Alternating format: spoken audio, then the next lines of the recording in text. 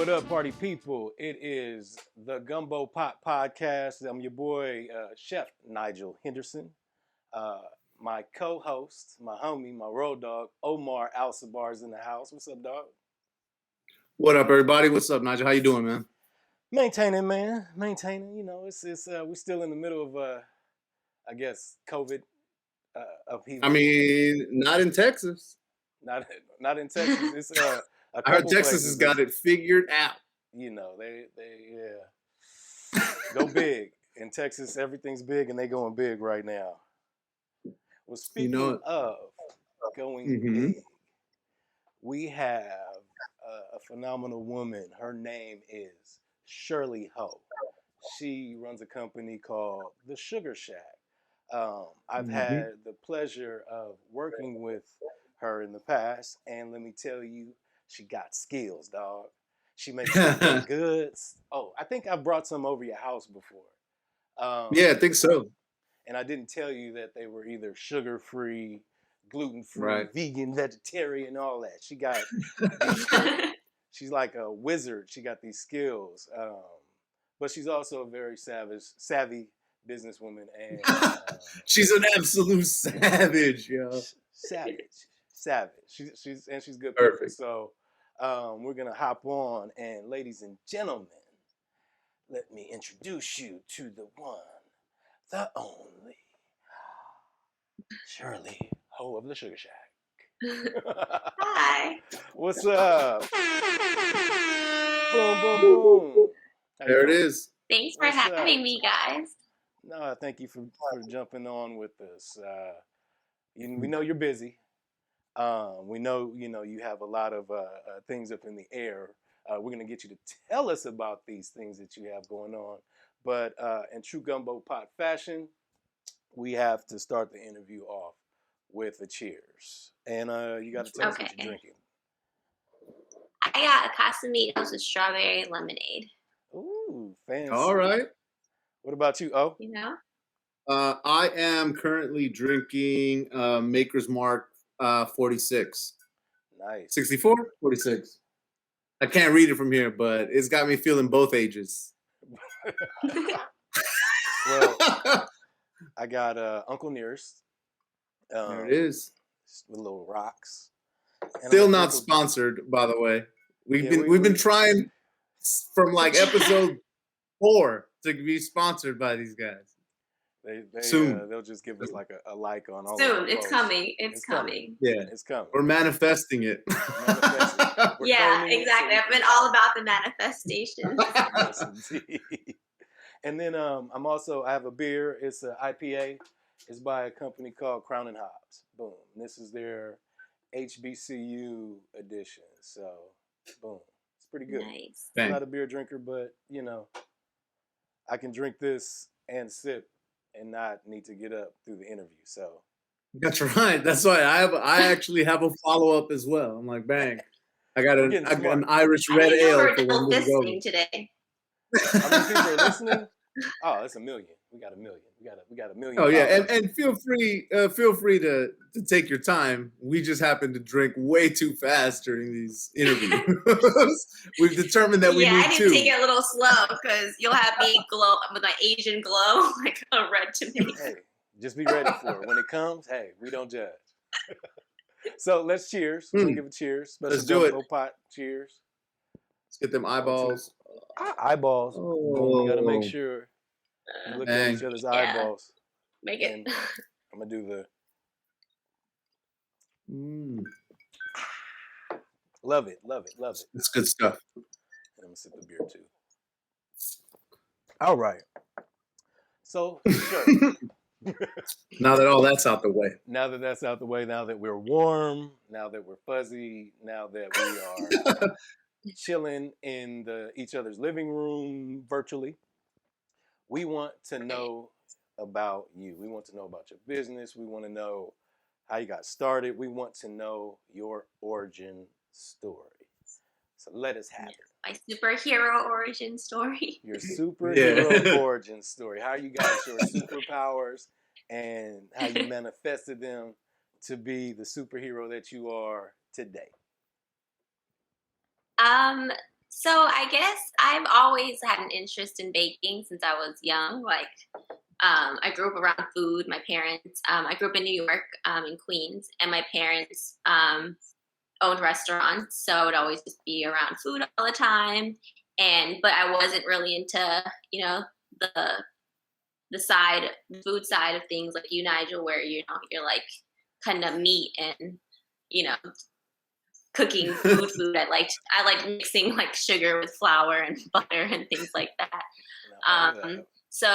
But my background is Chinese, and I guess desserts aren't big in like Chinese culture. You have like soups and like sweet red bean soups, or like angel food cake types of like desserts and things like that. So cheesecakes, donuts, brownies, things like that weren't big, but I always loved them. So I just started like, I would watch Martha Stewart or like whatever was on TV, pick up like cookbooks and things like that at the grocery store, at the checkout line. And then I would just start playing with recipes. And then it became a thing. I would say I was like 12 or 13. So like every Thanksgiving, like my contribution was the dessert. And then it became like every year, my family was looking forward to like what Shirley's going to like whip up that year. And then as I got older, I was able to like follow the pastry chef around at my parents' kitchen and just basically bug the shit out of her and just ask her all these questions and all this stuff. But, when it came to after high school, it was, okay, what am I going to do? And I want to go to culinary school. But like I said, with the Chinese culture, it was, for my dad, it was, you're not going to become a cook. Instead of seeing as like a chef, you're going to become a cook. So I was like, well, I want to go to like Johnson & Wales or the French Institute or something. And was like, no, you're going to go get your degree and all that. So I went to Miami, which I'm not complaining. It was fun. So I went Miami, huh? a hurricane in college. Miami was Wait, fun. did you say you saw a hurricane? Or are you talking about the mascot? I am a hurricane. Okay. Yeah. It is a hurricane. I went to Miami, saw a hurricane, just regular stuff. No, it's funny that when I was in the 4.5 years I was in Miami, I never experienced a hurricane, but New York experienced Hurricane Sandy when I was in Miami. I remember. So, which is wild. I was in New Orleans at that time. We got hit by a hurricane at that point. At that time, too. Man. Yeah. Yep. I have zero experience of what that could feel like. Because we would always have like hurricane warnings, like on campus. They would have like all the buildings and all the dorms had like hurricane shutters and things like that. They'd be like, okay, classes canceled, hurricanes coming. It would just be like a huge rainstorm. But I never actually, when I was there, like went through. So I guess that was, super lucky. How did you make it through college in Miami? We used to visit for like spring break, and we had friends that went to college at University of Miami, and we slept on their floor and hung out with them, and I was just like, oh my God, Miami was like Babylon. Yeah, definitely like a fantasy world. I had to get out of there because I had to snap out of it.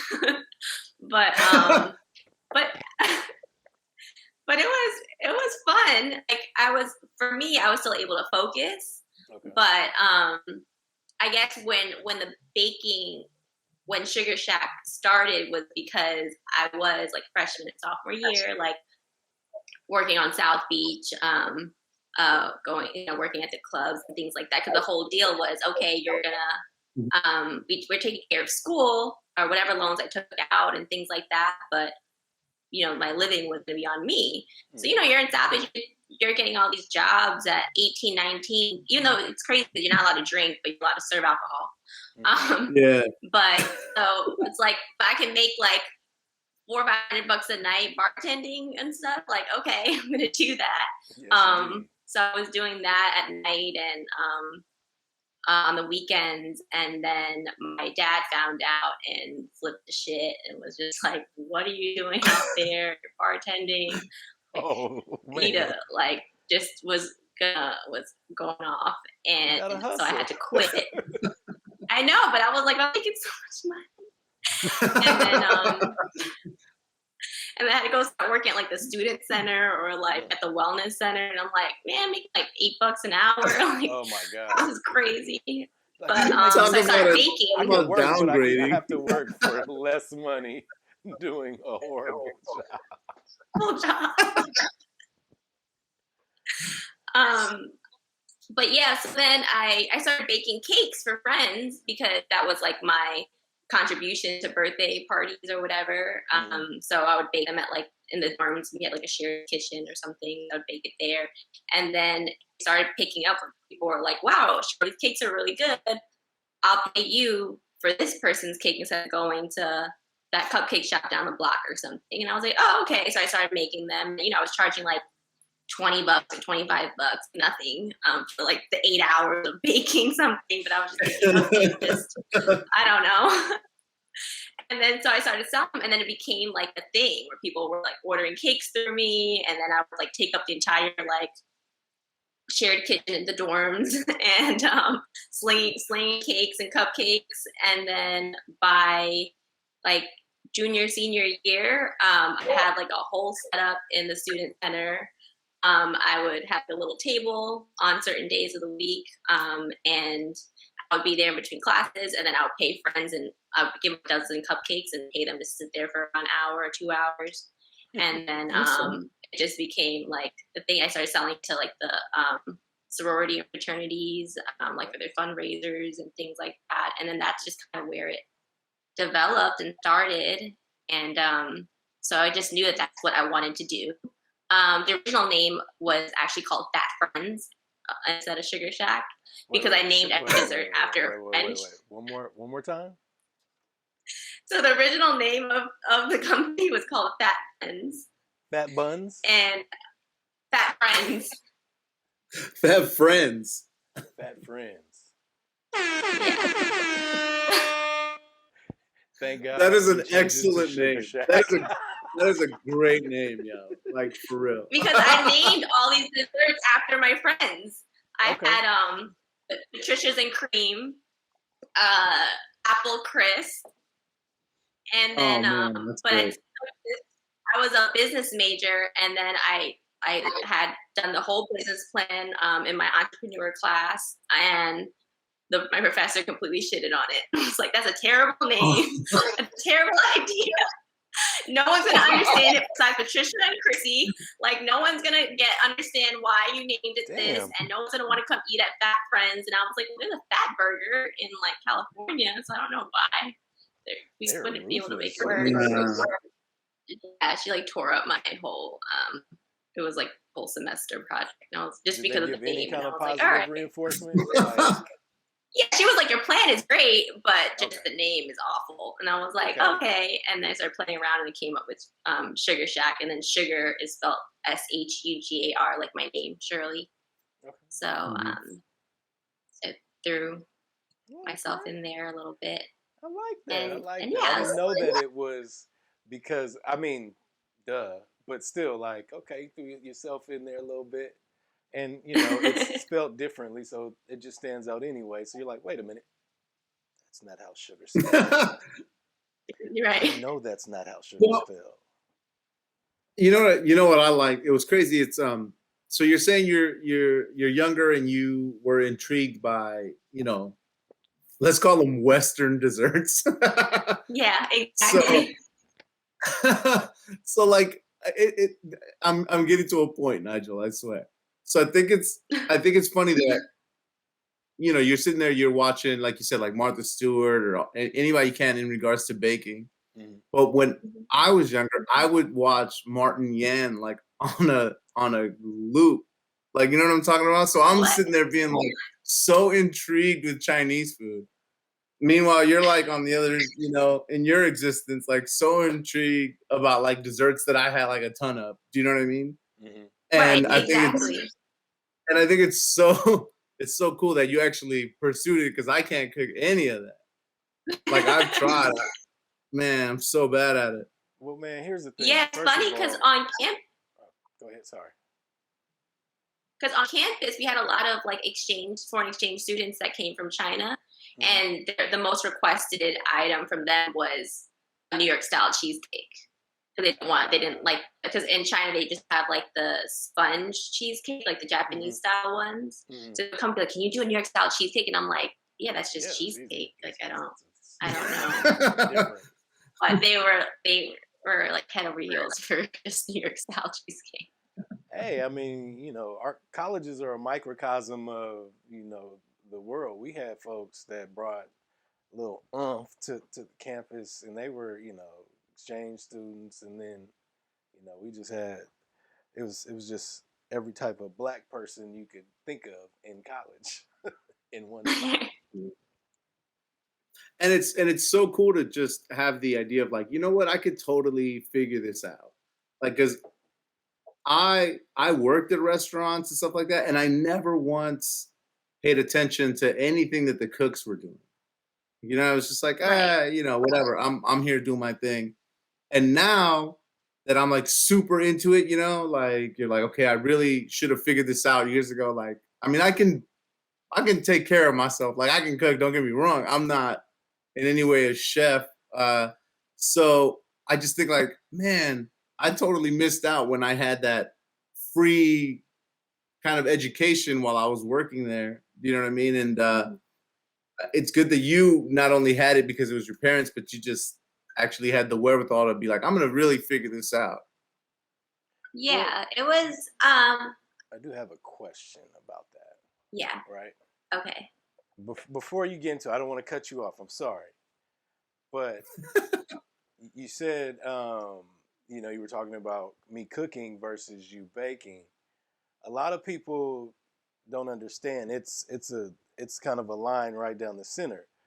Baking is more chemistry, and you can't really fix it on the fly, from what my experience has been. Whereas cooking, you can make adjustments outside of, if you've oversalted, you pretty much oversalted.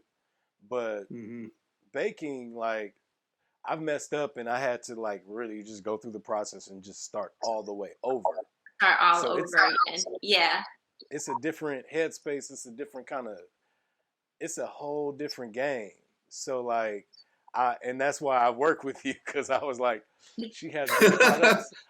I don't need to think about it. Let me just work with you because you're amazing. Right. It's like, okay, this is what I naturally feel like, okay, this is what I want. Or just like, you just pick whatever it is that you think would fit this theme. And I'll be like, I'll just show up like, okay, here you go. But yeah, it did take a long time. So what was that progression to like? Master. What was that progression it was like honestly from starting, college to where you are now? So in college, the cakes that I was doing up until I think like my senior year, when I actually started learning how to bake, I was just doing like mixes. But I would throw in my own, like I would put pudding in the middle, you know, of the mix to make it more moist, or I would like make my own pastry cream or something like that, my own frosting. But the cake itself was just like boxed cake or something, which I would just always feel like, looking back now, I'm like, I can't believe I was selling boxed cake. Like, who are you? You know? It's funny you say that. My grandmother that's how she would make her cakes. She would do a box, and she might kill me if she sees this, but she would make a box cake, and then she would add pudding, just like you said. And my mom would always say it makes it fluffier, it gives it an extra So it's interesting that you said that. It still works. I see a lot of people that do it, but you know, you I see a lot of people do. I see a lot of people do sour cream. Yep. Yeah, add I like still put sour cream in some. Yeah, in some of my cupcakes, I add sour cream. One more time. It kind of gives it like sorry. It's kind of like butter, like, you know, buttermilk. It's like, it's a thicker sour milk, and then sour cream for me works well with like cupcakes and things to give it to make it a little bit more moist and have a fuller body to it. All right, chemistry. There you go. So so from when you started you know, just selling with your friends, so let's go from fat friends to the actual store opening of Shugar Shack, how many years would you say that was? 2012. So it's been almost about 8 to 9 years now. But I've only gone full time with it for 3 years. I was after graduated with a finance and management degree, and I was doing internships. It was like I was supposed to go and like work in finance in the corporate world. And then I remember my dad, my parents came down. We had came at graduation. Everyone's all happy and everything, and we're taking a photo. And then my dad was talking to me like, we're taking pictures. Like, hey, so which bank are you gonna work for? Where are you gonna, you're coming back home and back to New York and all this stuff. And I just remember telling him, we were like smiling for a picture, and I was like, well, I'm actually just gonna bake cupcakes for a living, and I almost had a heart attack. And but he had to keep smiling because of the photo. Why did you drop it on him at that moment? Because I knew that he would be upset any other time. You planned that, didn't you? You planned it. I mean, in my defense, he asked first. So. Who was taking the photos? Was it just like a family member? I think it was my mom, my brother, or something. You should have been like, just keep taking photos. You're about to catch some crazy. This shit's gonna go wild right now. He's gonna be like, just like a pop on the head. Man, that's cold. You dropped it on him in the middle of a picture. Yeah, it was awful. But then I did try it. I tried it for about I stayed out there, and I was just trying to get it started or keep it running for about 3 or 4 months, and then I kind of gave in, and I moved back to New York and started working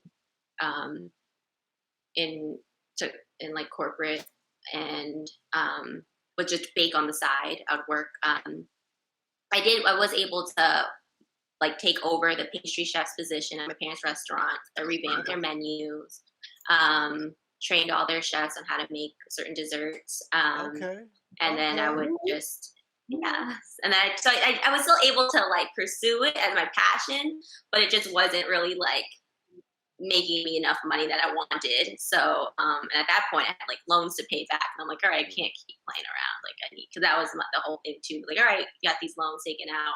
We were going to help you if you went in our direction, but we're not going to help you now. So I was like, okay. Question. So your parents, your family, they're in the restaurant industry, but they don't want you to do it at all. They want you to stay away from it. They're like, yo, you don't want any parts of this. Yeah, you don't want a part of this. Yeah, their restaurant business is the devil. But they're in it. Yeah, I mean, it's tough. So they're probably like, don't do this. Well, I guess for them, it wasn't necessarily their passion. It was, my mom came here when she was 18 for college. My dad moved here at 16, just for a better life. But it's just a true American story where they're just these immigrants and came. I think my mom always tells us the story that she came here with $200 in her pocket. My dad was living out of my grandfather's tailor shop and had to wake up at 5 a.m. every morning to get out. And then he wasn't allowed to come back till after close at 10 p.m. So he kind of they started working at a restaurant. They met in New York. They had mutual friends in Hong Kong, and that's how they got connected. But they met when they were in New York through restaurants. So that's just, they worked at the restaurants because that was just what was familiar and what kind of they could work at night, night shifts, and make a decent amount of money.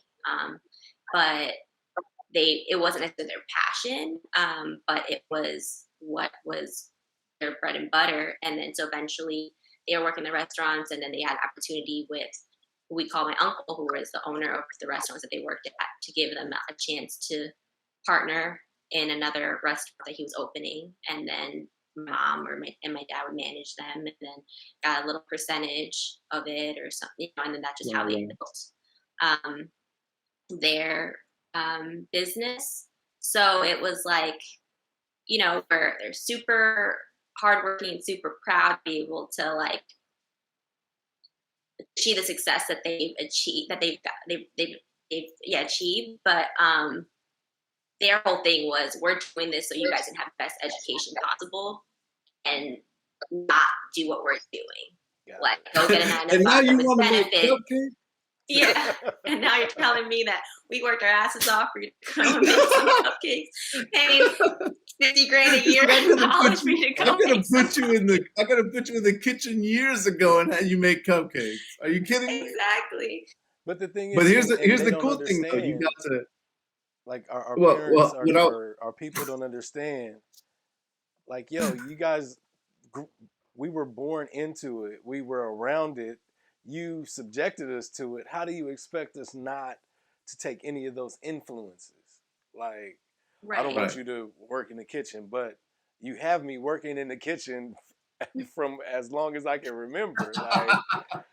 Like you're saying, you used to follow behind the pastry chef. Like, duh, yeah, I'm gonna go into like it's always it calls you. But that was all Dad's back.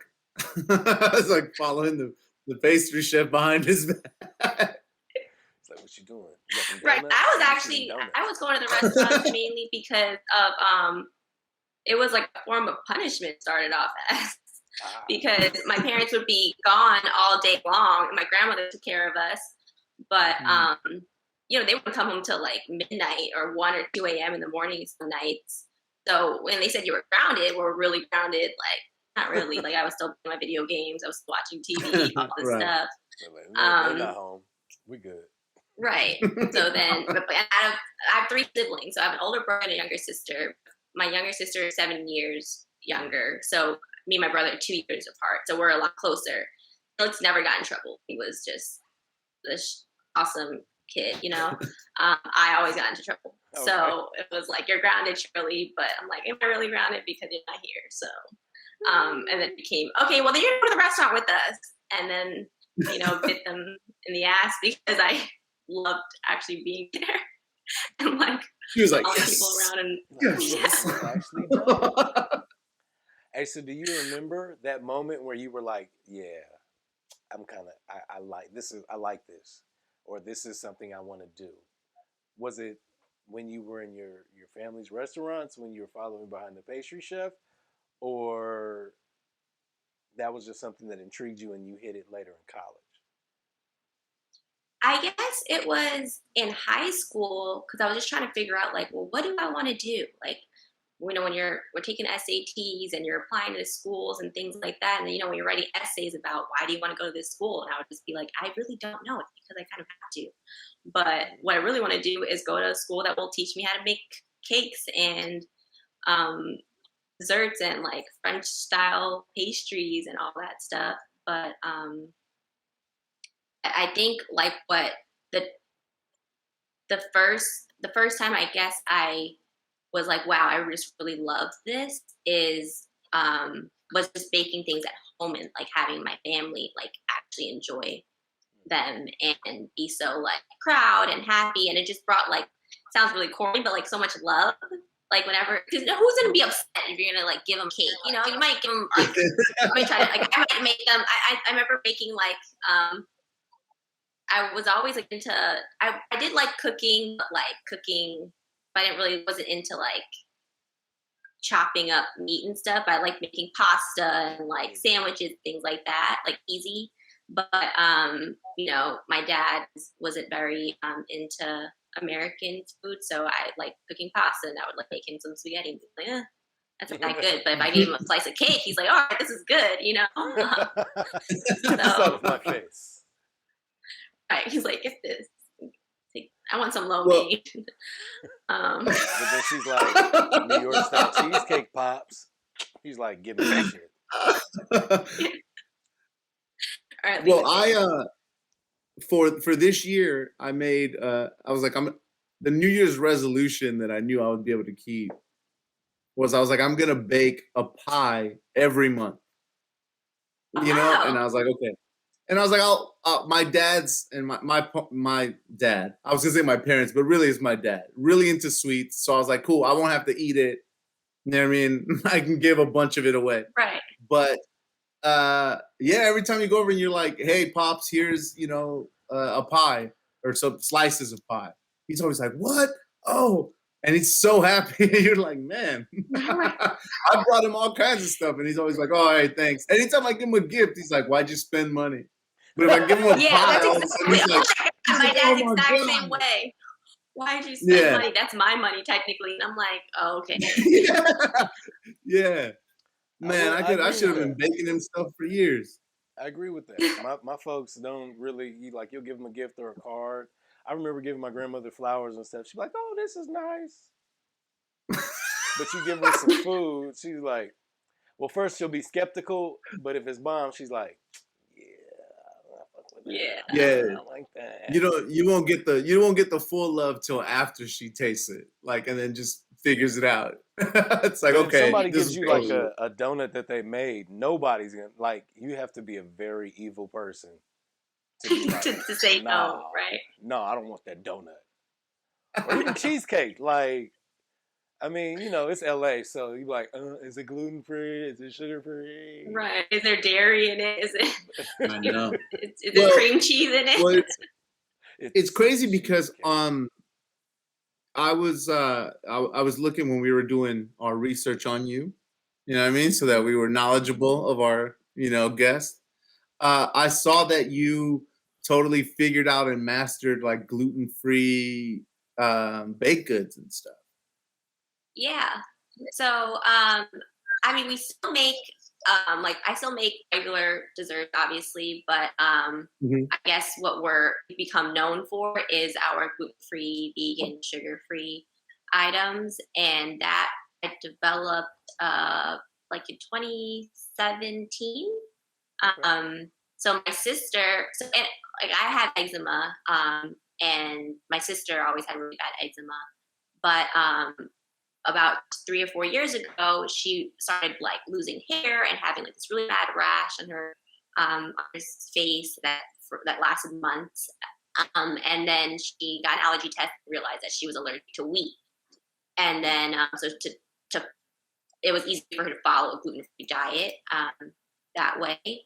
But she's has a huge sweet tooth and would always be there snacking on my stuff or taste testing things for me. So when that happened, obviously she was really sad, and her biggest vice is pizza and pasta. So she had cut that out too.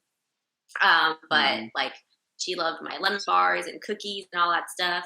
And I felt so bad because I was like, man, you can't enjoy anything that you like anymore, So I started just playing around with recipes for her, and I would, have her taste them, check them out, or whatever. She'd be like, "Oh, I taste like trash." Okay, and that batch is a little better, this and that.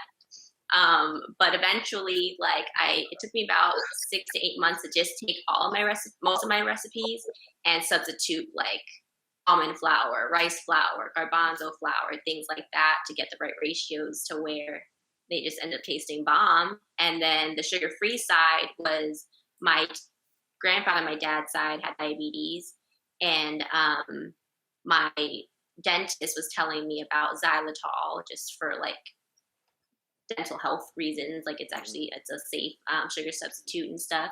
So I started playing around with that, and it's just it's a plant-based sweetener, and it was a 1-to-1 substitute. So I started just substituting certain things with xylitol, and then I realized there was a market out here for people who couldn't find desserts who are diabetic, also people who had gluten sensitivity, also people who had a dairy sensitivity as well. So I just started kind of realizing, oh wow, there are a lot of people who can't enjoy desserts, and that sucks. So let me just start playing around and see what I can do. And then I just was able to get a solid menu and started offering it. And then I started selling them to stores, selling wholesale to stores. And that's how I got into a bunch of stores with I got into 20 plus stores in about a year. And that was mainly because of me having one of the first products, at least in California, that had that was both gluten-free and sugar-free, and some were vegan as well.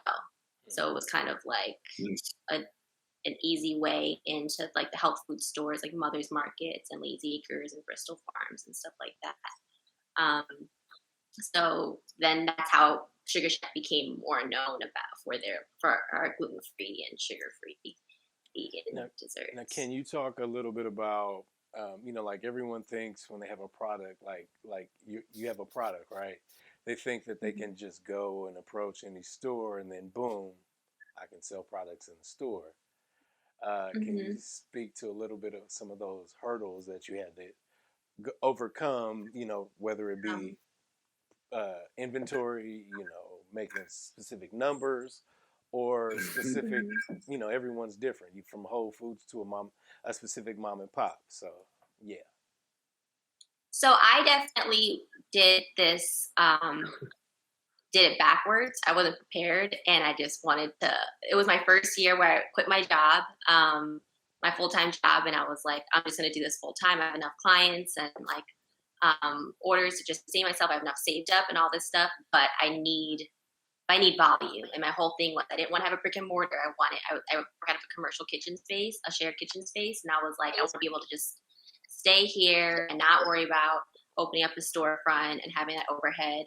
So in my mind, I want to be the Pillsbury of gluten-free baking, right? So I'm going to get into all these stores, but not actually doing the research of like preparing myself of, that's like getting into wholesale is a whole nother beast of like packaging, shelf life, nutrition, fact labels and labeling, weights, measurements, all this stuff.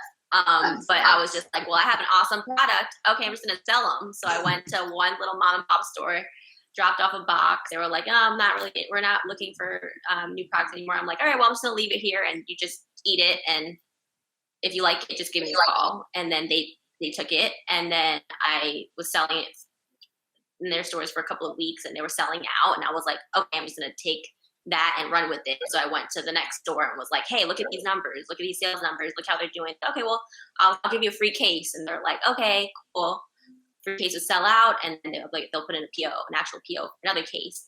And then I started just going store to store. And then I started hitting the Mothers and the Lazy Acre. They had 7 stores, 6 stores, 5 stores. And then like being able to get my products to all those stores. But when I got into that type of volume, it was only me and one other girl. And we're like getting all these POs, trying to like shove out cookies.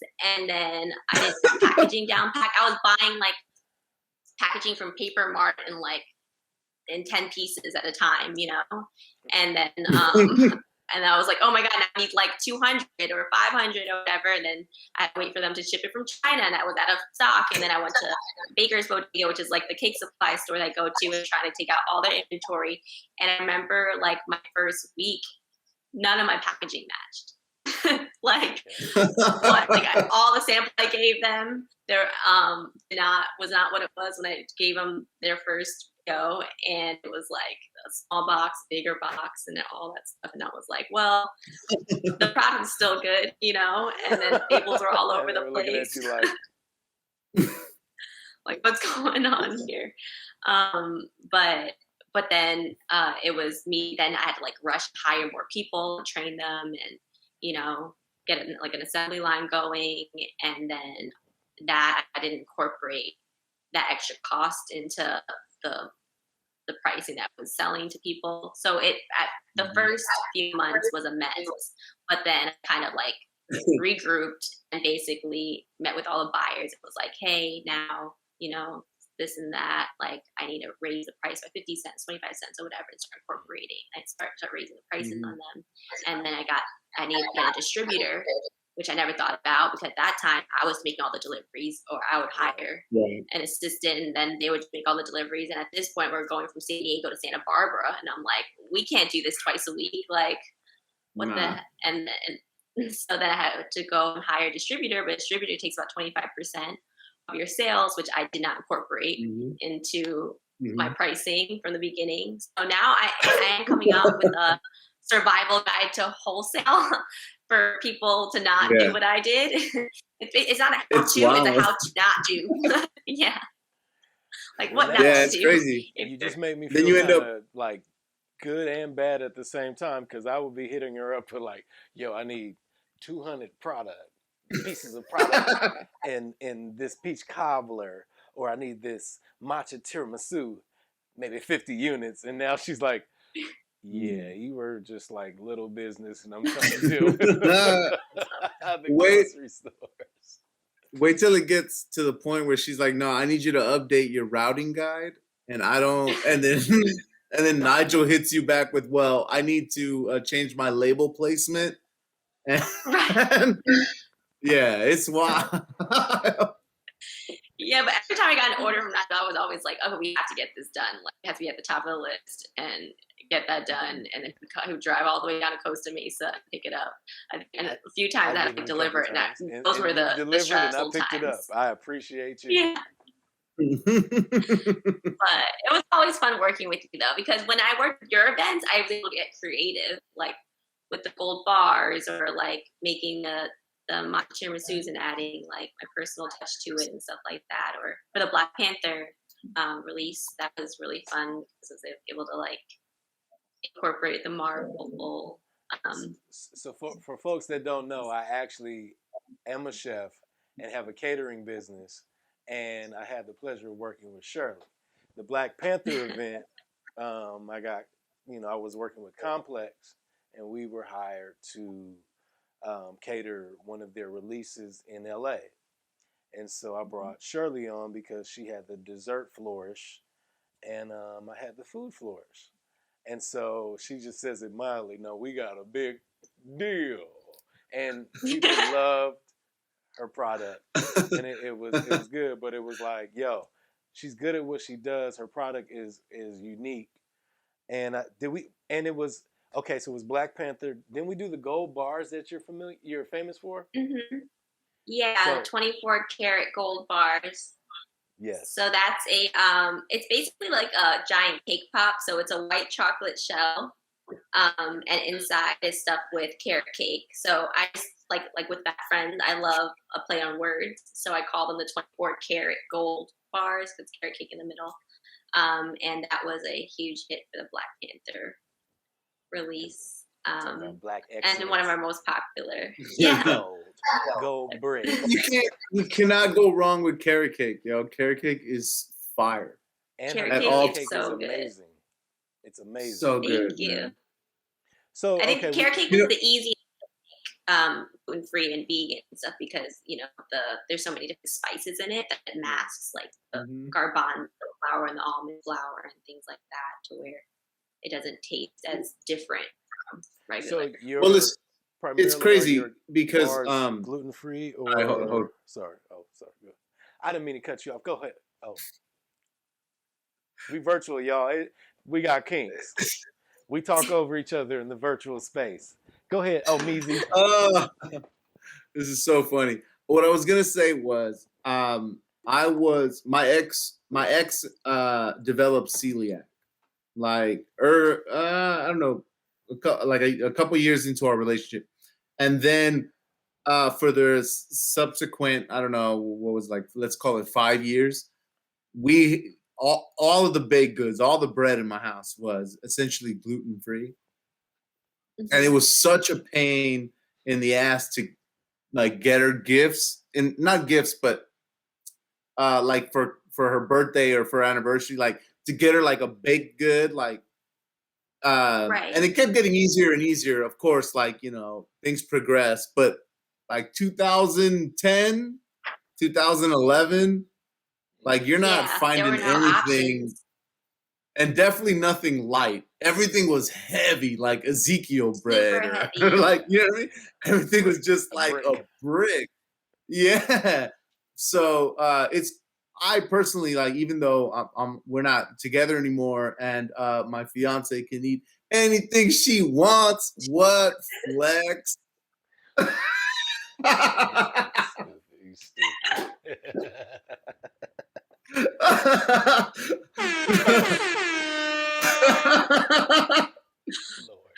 This is why we have your ex's genetic Yeah. genetic There you go. malfunction. Boom. I don't care about your genes.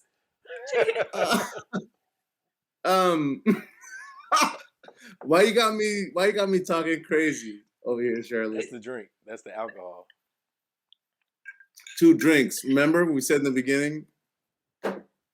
So if you listen to all our other shows, you can hear it just be like they keep getting drunk. I noticed that, see? So you got to be careful, because then we might, you might start talking. We go, ooh, stop, slow down. This one it really gets keep good. Going. So, okay, for those that don't know, can you please explain? It's not.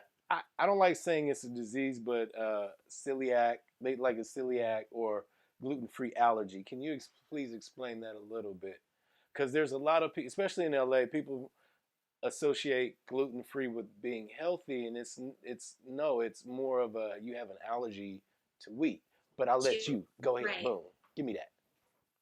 So gluten is a protein that's in wheat and so white flour, whole wheat flour, mainly flour, soy as well.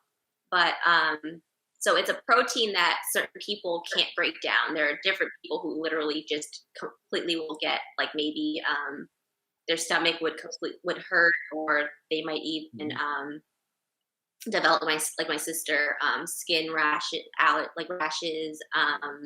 even like just any sort of like allergy, like your body just reacts to it differently. I've heard of some kids mainly who are celiac. They literally have, like, they feel like there's just like a ball in their stomach that just like a hard ball that just is super uncomfortable, obviously, and it just causes them a lot of pain. And there are some people who are just sensitive to it, where you might just maybe get a rash or something like that. But I would say there's a misconception that gluten-free items are just healthier. I guess if you look at the flour, like, you have, depending on gluten-free products that you're having, if you're using almond flour and garbanzo flour and rice flour and things like that, I guess it's a healthier substitute, like has more fiber or protein than and good fats than just white flour. But there's still like oil and butter and sugar and all that stuff in there. So right. It's kind of like one time I made for my brother, and it took forever, but I tried to make jambalaya with brown rice, right? Ooh. Because I was thinking, I'm going to be healthy, and it took forever to cook because of brown rice. And he was just like, why is it taking forever? And I'm like, oh, I use brown rice. And he's like, but do you know how much sodium is in that? Like, it's not even going to, like, it's not really even that much healthier for you. It's people don't understand the composition. Like, you can substitute something, but it's not going to always turn out the same way. Like, almond flour is not going to work the same as AP flour, etc. Potato starch is not going to work the same as cornstarch. But you have a lot of folks that just throw that in there and just think that it's because it's a substitute that it works the same, and it doesn't always do that. And so that's dope that you tested that for not only your sister, but the products for your business. Because I actually just got an email yesterday from a customer who said that she had a dairy allergy, a dairy sensitivity, but she was allergic to nuts, beans, and I think corn, and she was also allergic to gluten. So she was like, "Can I make anything out of that?" And then that was the first time that I was like, "Damn, I don't think so." No. Like, because I couldn't think of. I think she might have even said that she preferred not to have rice products as well. I was just like, well, am I just gonna make you like a potato cake? Like, I don't know, like what I'm gonna. So I had to tell her, like, our house is a potato. Potato. Or like a fruit cake. Just give her a potato with a candle in it. Like, here. There's no other starch that I was like, I can make it out of. And that was the first time where I was like, I don't think I can. This is our house gluten-free blend has this and the third, and you're allergic to all of it. So,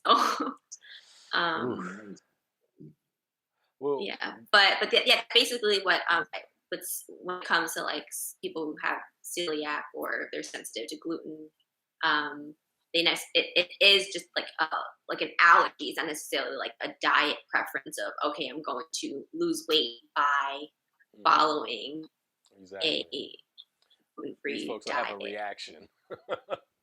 Yeah, they legit will. Like I developed an egg allergy a few years ago randomly, or at least I figured it out because I have, like I was saying, I've always dealt with eczema, but a dermatologist told me, was like, have you ever tried cutting out eggs? I was like, no, I love eggs. And she goes, just try cutting it out. And I still have it here and there, and I just have to, itch a little bit. But the minute I cut out eggs, like for almost a whole year, I didn't have an eczema flare up for a whole year. But the weird part is I can have eggs baked in a cake because I guess there's an enzyme in eggs that gets burned off at a certain temperature, like 400 degrees and above or something. But if I have like a scrambled egg or something, it's not cooked hard enough. So I get an eczema flare up. It's the weirdest thing. That's how I am with dairy. Like I can have a baked item, but a little milkshake, having a glass of milk. A glass of milk in my cereal, it's no bueno. No. Right. Ooh. No. Get rid of Nigel. But you don't like pick up fake milks. That's what I like to call all the other milks. Like they're all fake milks. But like oat milk. Almond milk. Yeah, you know what? I like oat milk, but I feel like it was hella fattening. Everybody's oat milk is the same. A cup of oat milk has probably like 200 calories or something.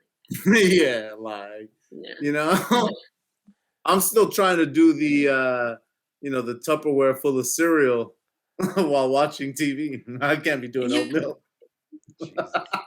Put some water in it.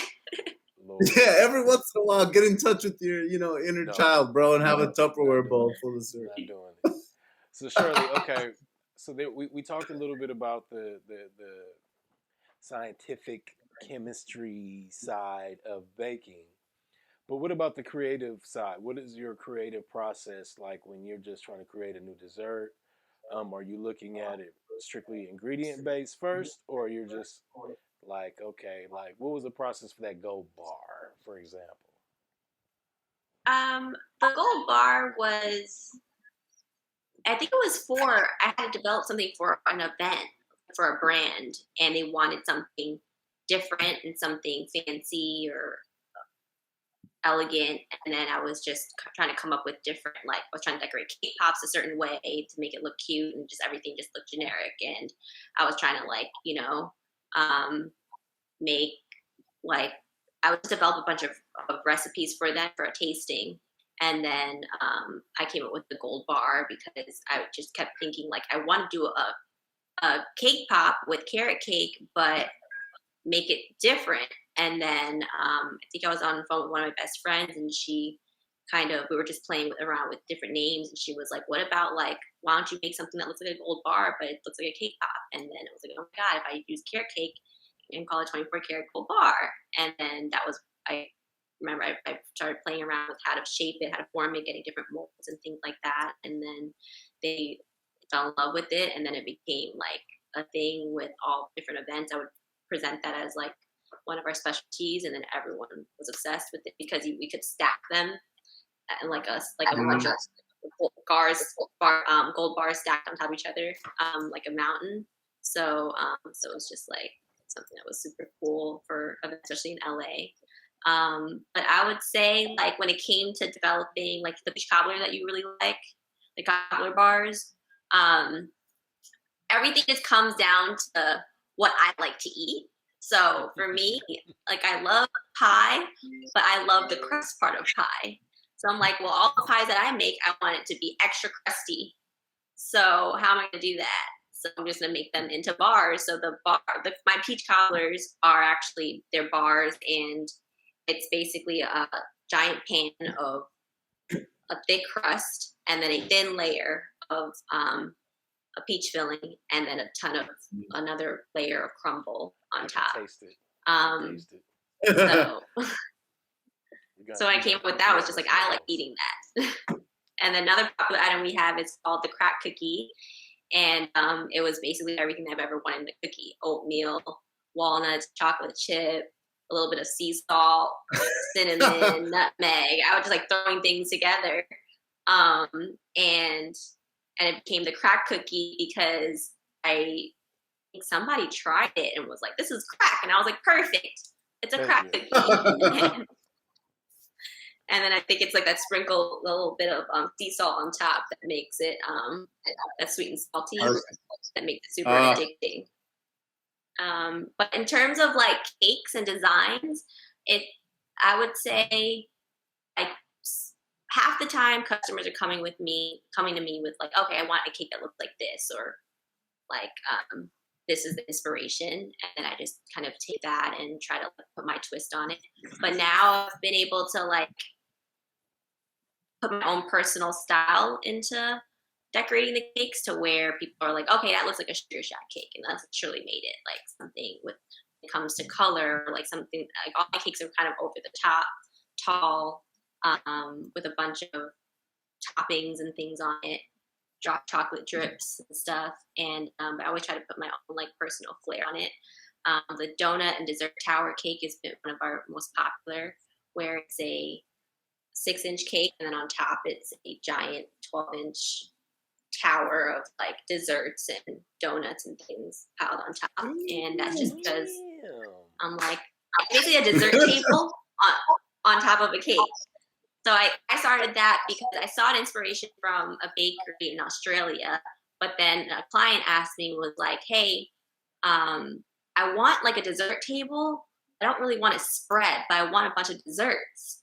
And then I was like, well, why don't we just put it all on top of a cake? And then people can just pick off the cake, and then you cut the cake at the end. And then that became like a thing.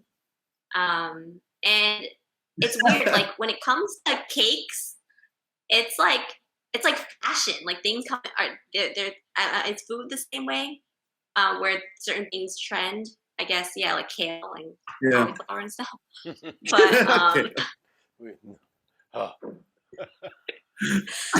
with cakes, like every year there's like a new trend, and I don't really know who starts the trend, but like there was the whole naked cake trend, you know, with the rustic look with the fresh flowers, and then there was now it's the cookie cake, where you have like a giant letter with two pieces of sugar cookie, and you put frosting in between, and you put a bunch of toppings on top of it. During the holidays, the geode cake, yeah, with the rock candy. So it's like you have to keep up with like the trends and stuff. But I always try to like. I got a question. Have you ever done a mirror cake? Like, do you remember the galaxy mirror cake? The mirror glaze, yeah. Where, you just like, it's basically just like corn syrup and a bunch of sugar. You add some food coloring, and then you just like pour it on top of a cake. Yeah, okay, so like maybe 3 years ago, I wanted to get one of those for my fiance, and I was calling a bunch of people, and I was like, do you know how to do this? Do you know how to do this? And nobody seemed to know what I was talking about. Mm-hmm. And then I called a couple, like I even went to like the big cake companies, like an Ace of Cakes style, like how much will it cost? And people were trying to charge me a development fee.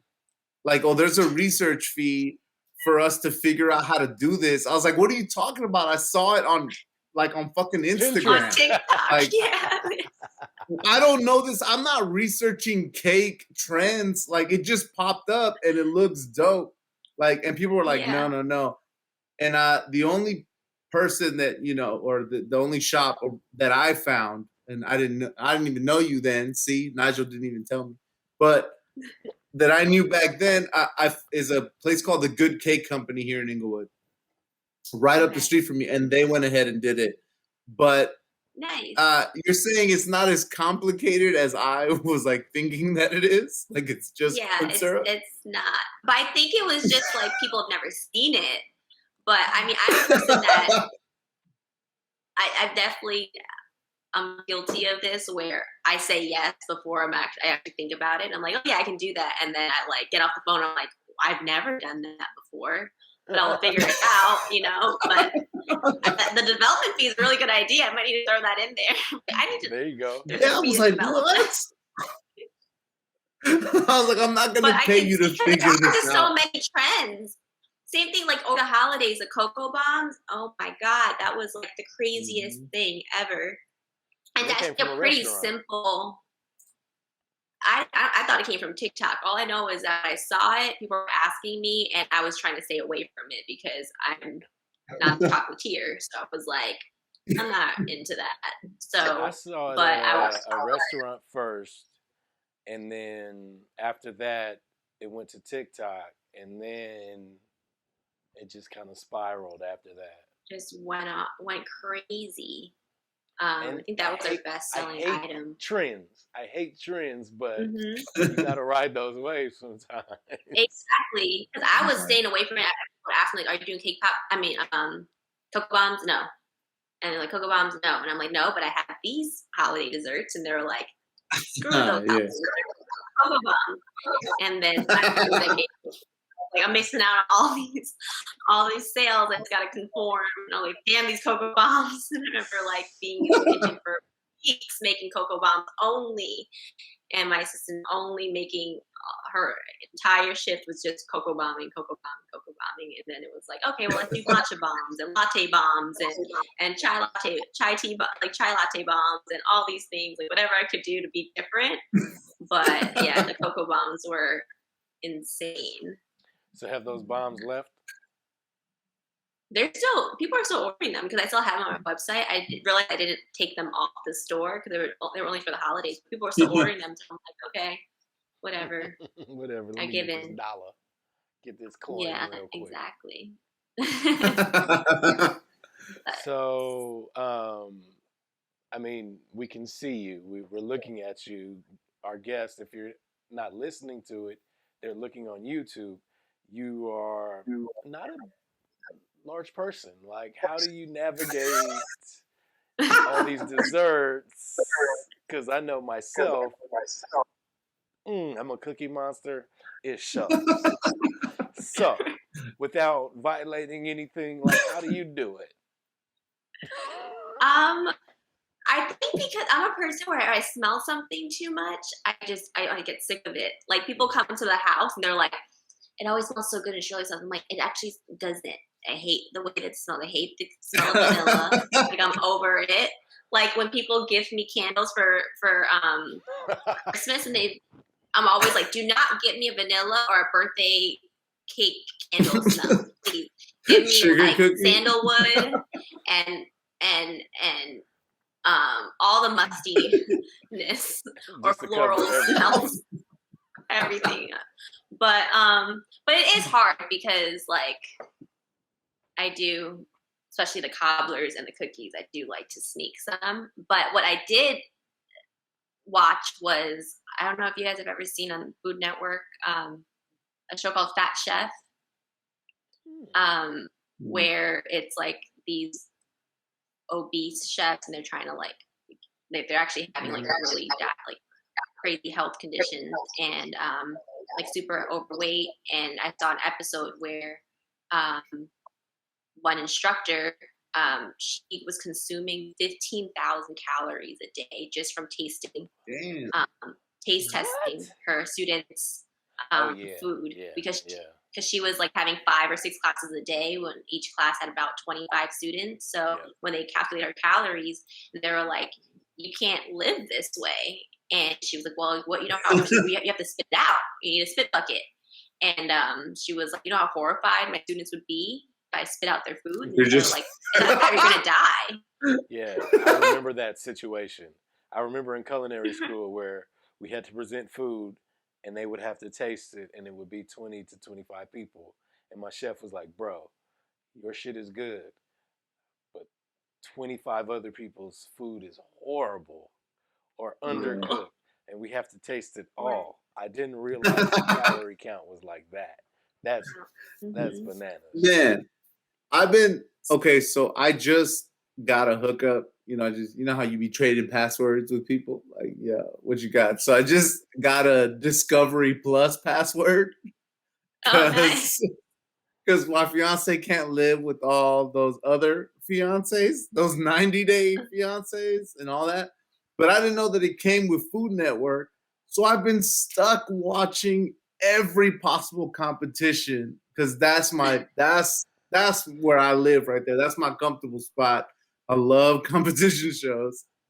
And I've been watching Kids Baking Championship, Best American Baker, all of that stuff, man. Yeah. So it's really funny because I watch these judges and they have to eat or at least taste all of these cakes week after week after week, or the man versus food guy.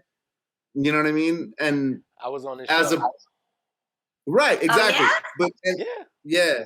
Back And as people that aspire, because Nigel and I talk about it, as people that we aspire to maybe get like one of those kind of travel and food shows. Do you know what I mean? Something with a whole different perspective. I always think like, how fat are we gonna get by just going around and grubbing? Because I don't know that I'm gonna exercise. You just spit bucket.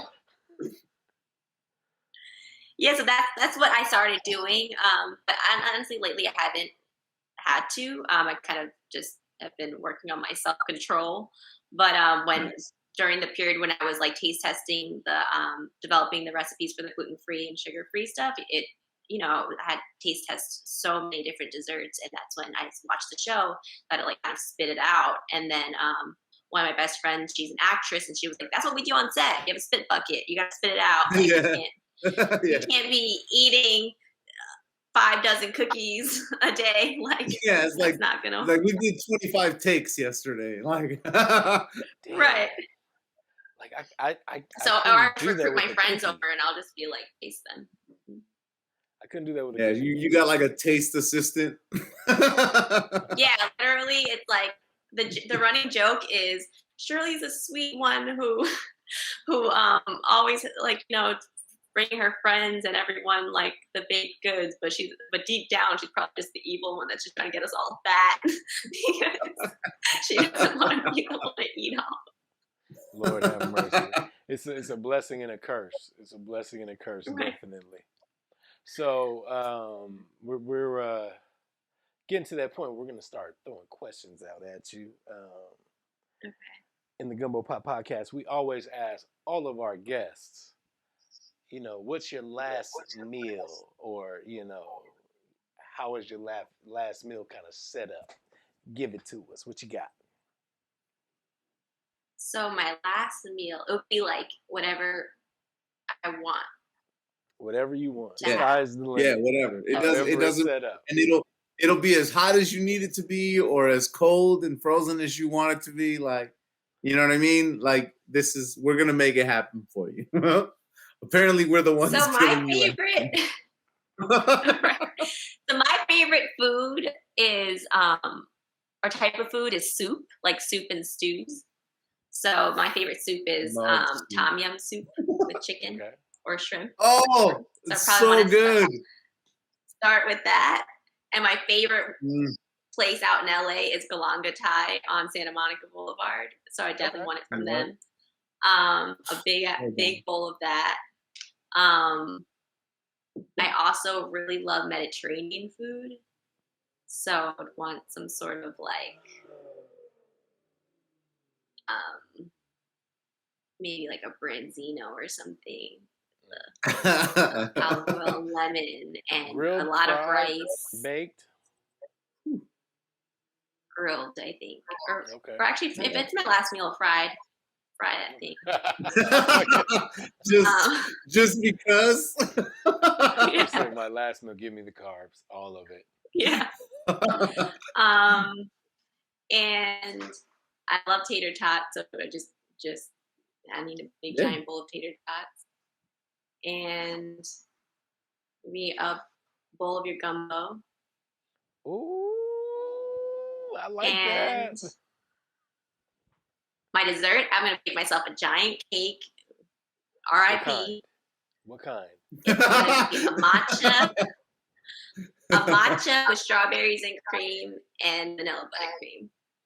Ooh, nice. so, Are you gonna carve it into a shape? Like, is it gonna be like a tombstone? Coffin? A 24 karat coffin. Coffin. make it into and then wrap it in gold. Oh, that's what I'm gonna hit you up. Yeah, when it's gonna be so over the top. And I'm gonna eat the whole thing. And many years from now, when I have, I was gonna say many years from now when I have a 50th birthday. I keep saying many, so I don't have to think about how soon it'll happen. I'm gonna hit you up. I'm gonna hit you up for a 24 karat coffin. So start planning it now. Well, you also got to realize drawing out the design. The gold. She uses gold flake for the edible gold. So if I make it to 50, I'll pay it. I don't care. Don't go too big. He's like, it's my 50th. I'm gonna go big. Yeah. Go big. He already passed the other milestone. I'm not gonna air him out with his age, but he already passed that one. So yeah, 50 it is. So wait, okay, time out. People don't know about edible gold, and I mean, I'm not going to be too graphic, but I hear it goes in the way it comes out. Am I right? No, don't answer that. I've never shit out gold. Did you shit out gold when you had the gold? I mean, I hear it. I don't pay too much attention. But that would be pretty cool, actually. It would, right?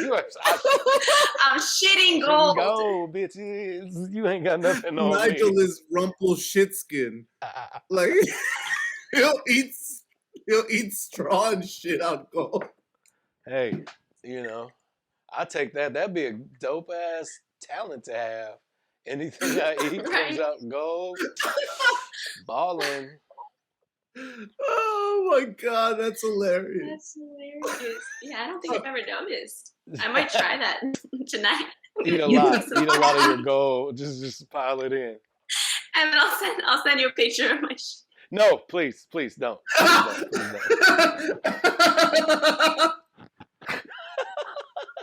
See, and this is where the podcast episode starts to take a slow decline. She's had like 3-4 drinks.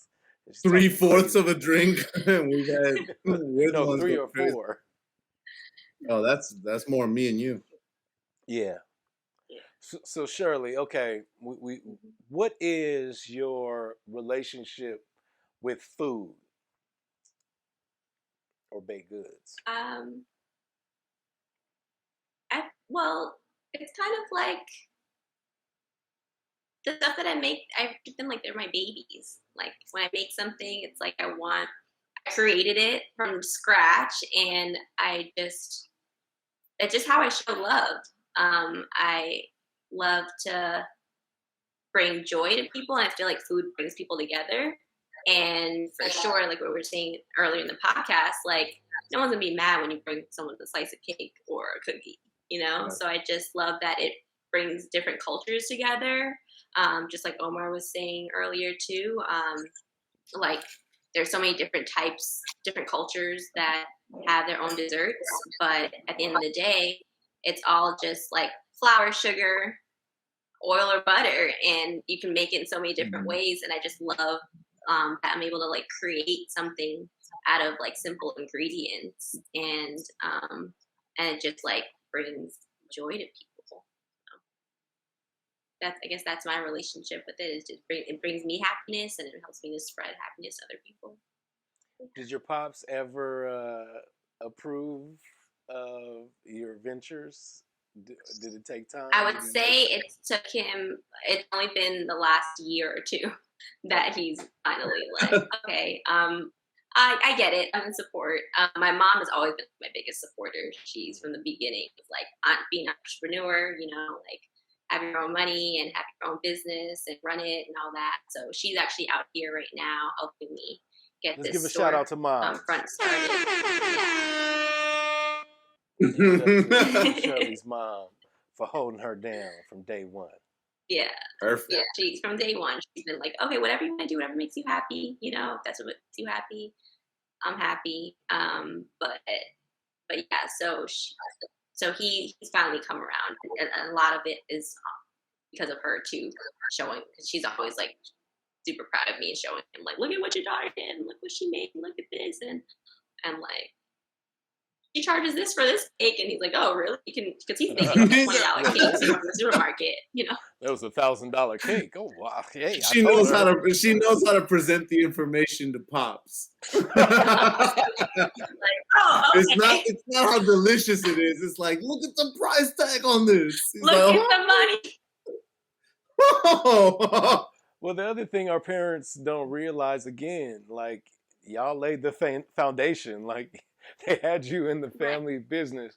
Why would you think that we don't pull that in? Like, it's part of y'all. It's part of that DNA.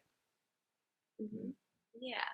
So I definitely am carrying on the business and food side of things. Because my other siblings are definitely just, my brother's a surgeon and my sister's in law school, so they're following the ideal Asian track of life. They're on that track. You're over here. Hey, but I mean, since I moved back to LA, I've been working with you for my catering. It works. People love your products. I love your products. Thank you. And I bring them to all of my homeboys, and I'm not giving names, but I've had some like super hood homeboys like, hey, what kind of cookie is this? I said, I don't know. It's some gluten-free stuff. He's like, gluten-free? I need that in my life. I ain't never had this before. I love it. I love it. And thank you so much for, always being so supportive, and yeah, it means a lot.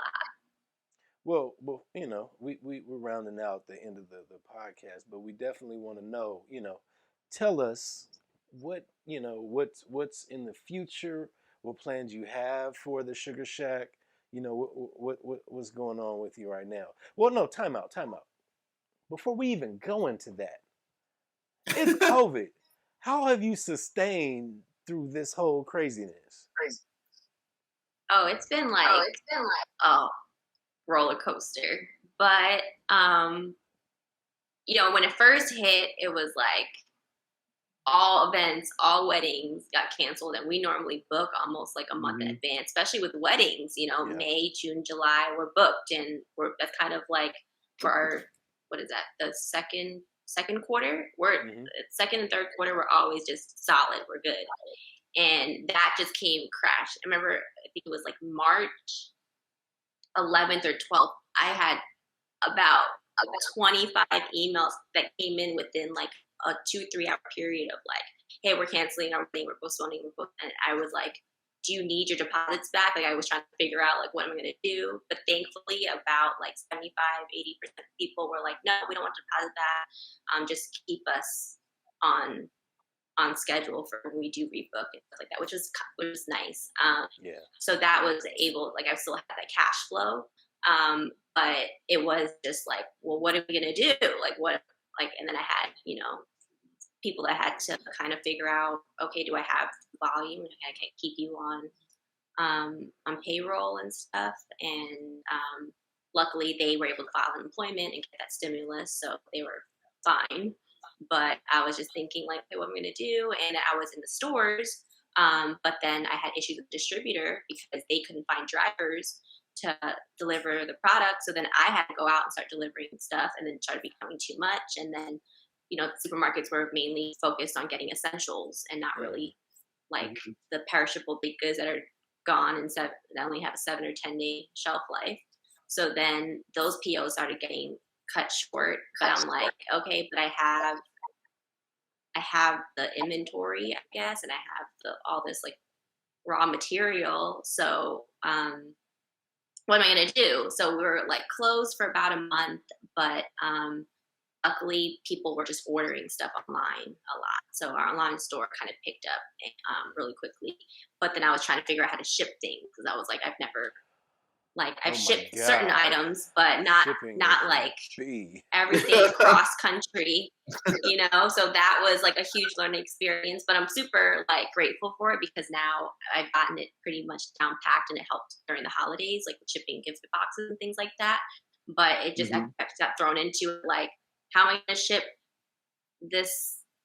these bars or these cookies are fine, but like, how do I ship them? How do I package them? How do I keep them cool? How do I keep them like from molding? And how do I, you know, get the shipping account to get a cheaper shipping rate? And then dealing with, you know, all that and making sure that it made it in time. But I think like that's how we sustained ourselves, were the online sales, shipping things out. And then people were still having parties at like quarantine birthdays that started picking up, I think, by April, May. But they're all like small cakes, so at a lower minimum. But yeah, so I guess that was like how like a pivotal point for the business during COVID was figuring out how to ship at a state. And then there are a lot of rules and regulations for certain states as well and stuff like that too. What can be shipped or taxed and things like that. It was definitely a learning experience. Did you have a freak out moment?